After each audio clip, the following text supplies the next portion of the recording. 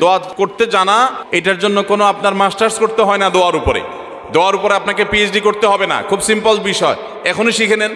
দোয়ার জন্য আদব হলো যে আপনি আল্লাহর কাছে দোয়া করতে গিয়ে প্রথমে আল্লাহর প্রশংসা করবেন। আল্লাহ, আপনার অনেক নিয়ামত আমি ভোগ করছি, আপনি আমাকে অনেক নিয়ামত দিয়েছেন। স্বীকৃতি দেওয়া যে আল্লাহ আমি সুস্থ, অনেকে সুস্থ না। আল্লাহ আমি পঙ্গু না, অনেকে পঙ্গু। আল্লাহ আমাকে আপনি কত কিছু দিয়েছেন যেটা অনেককে দেন নাই। আমার চোখ দুটো ভালো, আমার অনেক নিয়ামত আমি আপনার ভোগ করছি। আল্লাহ, আমি আপনার নিয়ামতের শুকরিয়া আদায় করছি, স্বীকৃতি দিচ্ছি, কৃতজ্ঞতা আদায় করছি। হে আল্লাহ, আপনার রাসূলের প্রতি আপনি রহমত নাজিল করেন। আপনি যদি লম্বা চড়া বিস্তারিত না বলতে পারেন, আপনি সূরা ফাতিহাটা পড়েন, আলহামদুলিল্লাহ রাব্বিল আলামিন, আল্লাহর প্রশংসা সেখানে হয়ে গেছে, আলহামদুলিল্লাহ রাব্বিল আলামিন পড়েন, দুরূদ শরীফ পড়েন, বাস। এরপরে আপনি এবার বলেন আল্লাহ আপনি আমাকে মাফ করে দেন। আল্লাহ আমার বাবা চলে গেছেন, তাকে মাফ করে দেন। আল্লাহ আমার মা দুনিয়া থেকে চলে গেছেন, তাকে মাফ করে দেন। ভাইরা আমার, আসল কথা হলো আমরা সেই ব্যথাটাই অনুভব করি না। আপনার মৃত আত্মীয় স্বজনের জন্য যদি আপনার সেই ফিলিংস কাজ করতো তো চোখের পানি ফেল করে আসতো।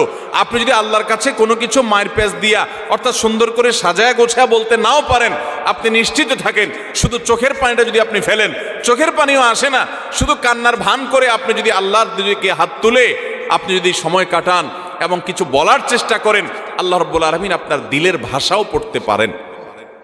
আল্লাহ তাআলা আলিমুম বিযাতিস সুদূর, তিনি বান্দার মনের খবর কি সেটাও জানেন।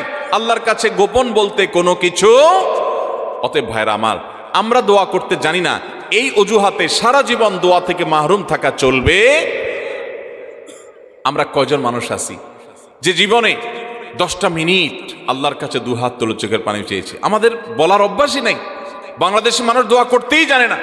আর আমরাও এক শ্রেণী হুজুর আছি, আপনাদেরকে দোয়া শিখাই না। কারণ যে কোন দোস্তর কথা শুনেছি, এক দোস্ত প্রতিদিন তার দোস্তরে মাছ খাওয়ায়। তো যে দোস্তরে মাছ খাওয়ায় সে দোস্ত বলে, দোস্ত প্রতিদিন তুমি মাছ খাওয়াও, এত কষ্ট করো, তো এত কষ্ট না করে কোত্থেকে মাছটা ধরে আনো, আমাকে দেখাই দিলে আমি তো নিজেই ধরে খাইতে পারি, তোমার আর কষ্ট করা লাগে না। দোস্ত বলে, না সেটা তো করা যাবে না, তোমাকে আমার পিস পিস ঘুরাইতে হবে।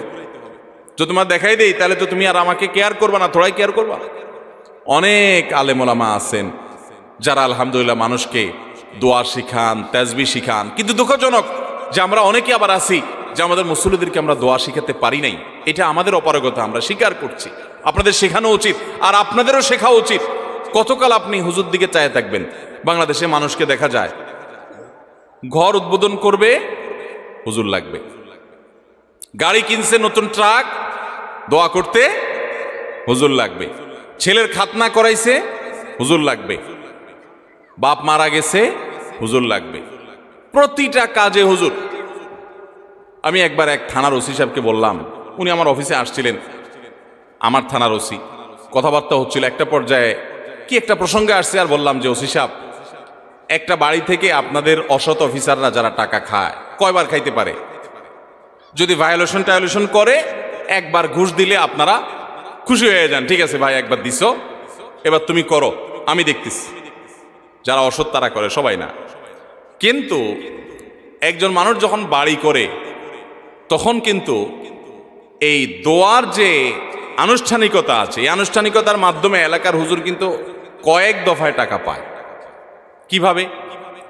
আমি দেখেছি যে অনেক ইমাম সাহেবদেরকে দিয়া প্রথম কোপ দেওয়ায়, যে বহুতল ভবন হবে এখানে, হুজুর প্রথম কোপটা আপনি দেন, তাহলে হুজুর সেখানে একটা টাকা পাইল। একবার হইল নি? এরপরে যখন ছাদ ঢালাই হয়, সেন্টারিং হয়ে গেছে, যখন ছাদ ঢালাই হবে, আবার হুজুরে ডাকে, হুজুর আপনি একটু দোয়া করে দেন যেন ভাঙা না পড়ে। দ্বিতীয় দফা হইল নি? এরপরে ছাদ ঢালাই হওয়ার পরে বিল্ডিং যখন কমপ্লিট হয়ে যায়, এবার প্রতিটা ফ্ল্যাটের মালিকরা আলাদা আলাদা করে দোয়ার আয়োজন করে, আবার হুজুর দোয়া পায়। তো একটা বিল্ডিংয়ে যদি 10 জন মালিক থাকে, যার যার ফ্ল্যাটে উঠতে আবার 10 বার দোয়া পায়, তাহলে 10 বার 10 জনের মাটির কোবে একবার 11 বার, ছাদে সেন্টারিং এর সময় একবার 12 বার, আর কমপ্লিট হওয়ার পরে একবার 13 বার।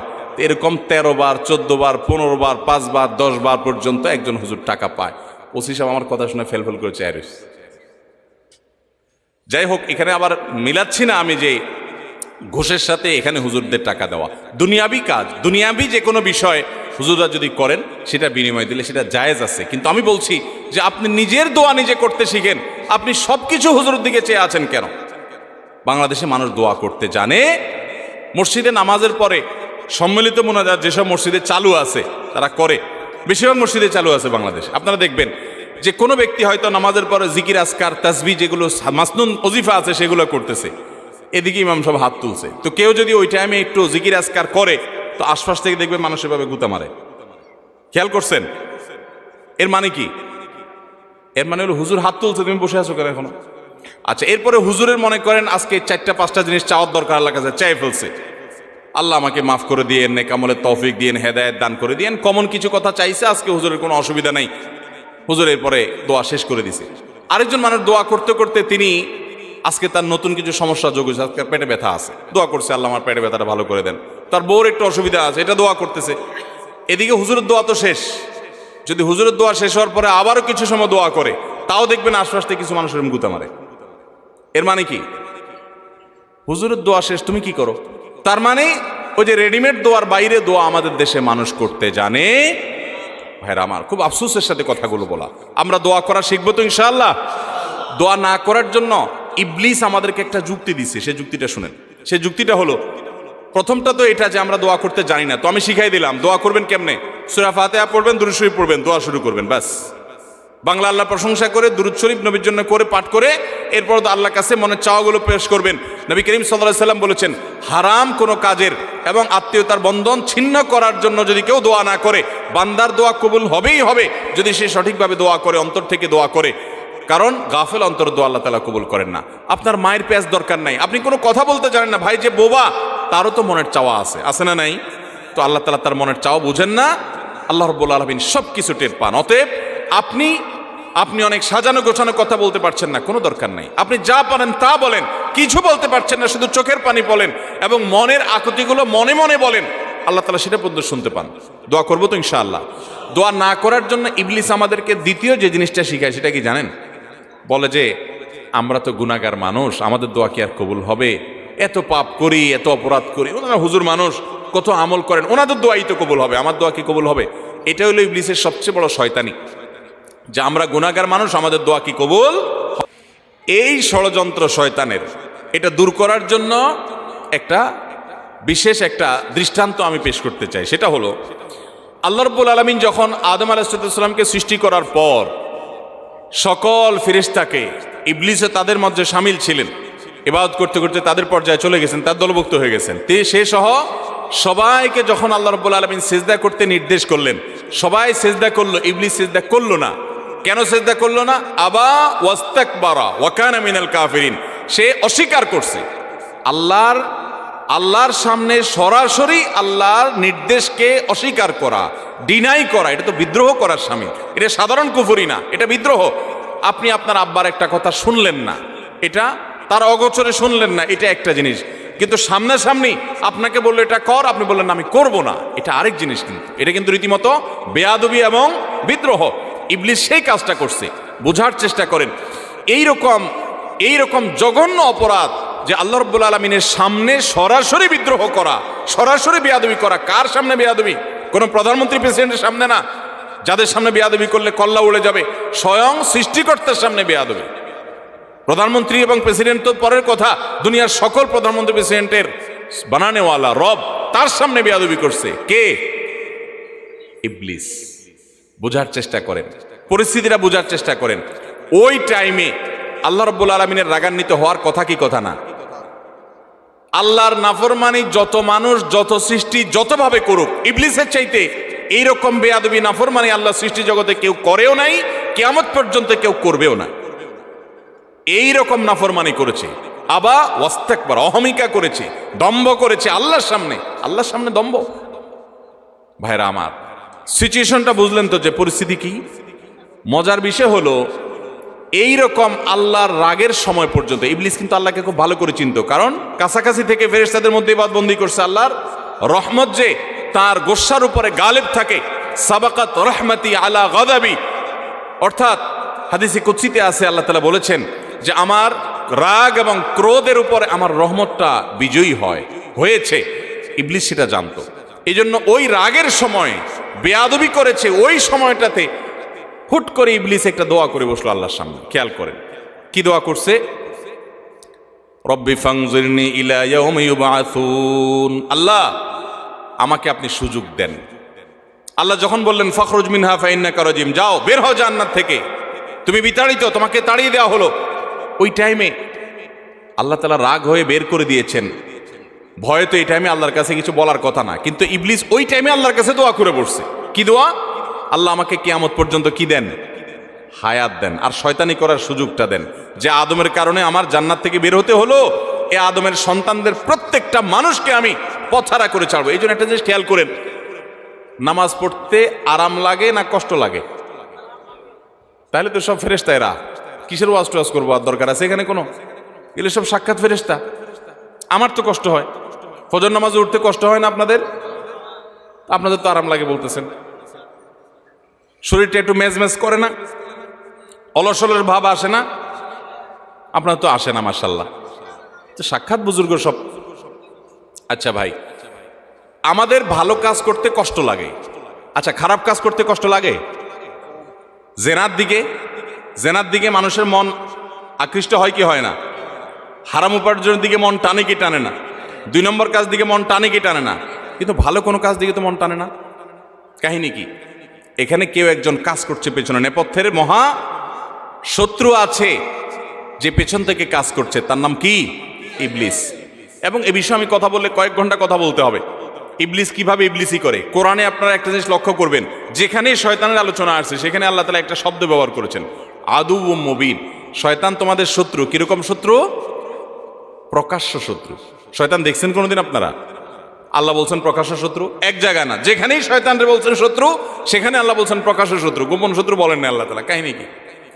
এই জন্য বললাম যে শয়তান নিয়ে কথা বলতে কয়েক ঘন্টা বলতে হবে। শয়তান নিয়ে আমার একটা আলোচনা করার পরিকল্পনা আছে, রেডি করে রেখেছি, কোন এক জায়গায় আমি বলবো। আজকে সেটা নিয়ে আলোচনা ইস্যু না, মূল ইস্যুতে আবার ফিরে আসি। শয়তান যখন আল্লাহ তাআলার এরকম রাগের সময়, ফখরুজ মিনহা উখরুজ মিনহা ফাইন্নাকা রাজিম, বের হও জান্নাত থেকে, তোমাকে তাড়িয়ে দেওয়া হলো, রাগের মুহূর্তে আল্লাহ বাইর করে দিলেন।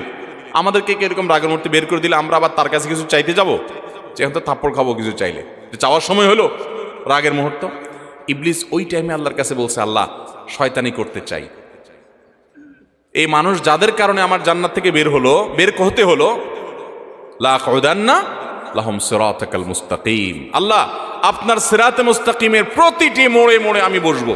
লা আকউদান্না, আরবি গ্রামারের ছাত্ররা বলতে পারবেন, লামে তাকিদ নুনে তাকিদ সাকিলা, অবশ্যই আমি আপনার পথে আসার জন্য যে সিরাত মুস্তাকিম, ওই সিরাতুল মুস্তাকিমের রাস্তায় আমি বসবো। বসে আমি তাদেরকে গোমরাহ করব। গোমরাহ যে করবে সেখানেও বলেছে লা উগওয়িয়ান্নাহুম আজমাইন, আমি আপনার এই আদম সন্তান প্রত্যেকটাকে পথহারা করে ছাড়বো। ওই যে নামাজ পড়তে তার ভালো লাগবে না, খারাপটা করাবো তারে দিয়া, মন্দটা করাবো। ইবলিস সে ইবলিসই করবে। আল্লাহর কাছ থেকে এই সমস্ত পারমিশন চাচ্ছে, আপনি বুঝেন, রাগের মুহূর্তে তাও আবার ইবলিসই করার পারমিশন চাচ্ছে। যেহেতু দোয়া করছে আল্লাহর কাছে, প্রার্থনা করছে, আল্লাহ তাআলা বলেছেন ইন্নাকা মিনাল মুনজারিন, যাও তোমাকে তোমার কাঙ্ক্ষিত প্রার্থিত বিষয় মঞ্জুর করে দেয়া হলো। একটু বোঝার চেষ্টা করেন, ইবলিস যদি ইবলিস হয়ে আল্লাহর রাগের মুহূর্তে দোয়া করে পায়, তাহলে আপনি আমি কি ইবলিসের চেয়ে খারাপ হওয়ার কোনো সুযোগ আছে? তাহলে আমাদের যদি মনে হয় যে না আমরা তো গুনাহগার মানুষ, আমাদের দোয়া কি কবুল হবে, তাহলে বুঝতে হবে এটা ইবলিস আমাদেরকে দোয়া থেকে বঞ্চিত রাখার জন্য নেক্সট সুরতে ধোঁকা দিচ্ছে। মনে হচ্ছে আমরা বিনয়ী হচ্ছি, তাই না? যে আমি নিজেকে ছোট মনে করছি, আরে আমি গুনাহগার, আমার কি দোয়া কবুল হবে? এটা নেক্সট সুরতে ধোঁকা। আপনার দোয়া কবুল হবে না কে বলেছে? আল্লাহ ওয়াদা করছেন উদউনি, তোমরা আমার কাছে দোয়া করো, আস্তাজিব লাকুম, আমি দোয়া কবুল করব। আর ইবলিস আপনাকে বলতেছে না না, তুমি গুনাহগার মানুষ, নামাজের ঠিক নাই, রোজার ঠিক নাই, তোমার দোয়া আল্লাহ কবুল করবে? এই জন্য আমাদের দ্বারা দোয়া করা হয় না। ভাইরা আমার, ইবলিসই আমরা শুনবো না। দোয়ার মাধ্যমে বান্দা লাভবান হয়। বান্দা যদি দোয়া করে সেটা 3 ভাবে কবুল হয়। কয় ভাবে কবুল হয়? 3 ভাবে। দোয়া যদি শর্ত পূরণ করে আপনি করতে পারেন, মিস হবে না। হালাল উপার্জনকারীর দোয়া কবুল হয়, হারাম দিয়া দেহ গঠন হলে দোয়া কবুল হয় না। দোয়া কবুলের মূল শর্তই সেটা। এরপর দোয়া কবুলের শর্ত হলো যে সালাত সালাম পেশ করবেন নবী করিম সাল্লাল্লাহু আলাইহি ওয়াসাল্লামের প্রতি, আল্লাহর প্রশংসা নিবেদন করবেন। এর মাধ্যমে দোয়া করলে দোয়া কবুল হবে। ভাইরা আমার, আপনি যদি দোয়া করেন, নাম্বার 1, যা চাইছেন আল্লাহ তা আপনাকে দিবেন। এটা হলো দোয়া কবুলের একটা পদ্ধতি। চাইছেন একটা, আল্লাহ দিয়েছেন আরেকটা, সেটাও দোয়া কবুলের পদ্ধতি। আপনি মনে করতেছেন যে আমার এই মুহূর্তে পানি হইলে মনে হয় লাভ হবে, আল্লাহ তাআলা আপনাকে হয়তো পানি না দিয়ে আরেকটা দিয়েছেন যেটা আপনার এর চেয়ে বেশি ইম্পর্টেন্ট, আপনি নিজে জানেনও না সেটা। তো দোয়াটা সেভাবেও কবুল হয় যে আমি যা চাইছি তা হয় নাই, কিন্তু অন্য কিছু হয়েছে যা আমি চাই নাই, এটা দোয়ার মাধ্যমে হয়।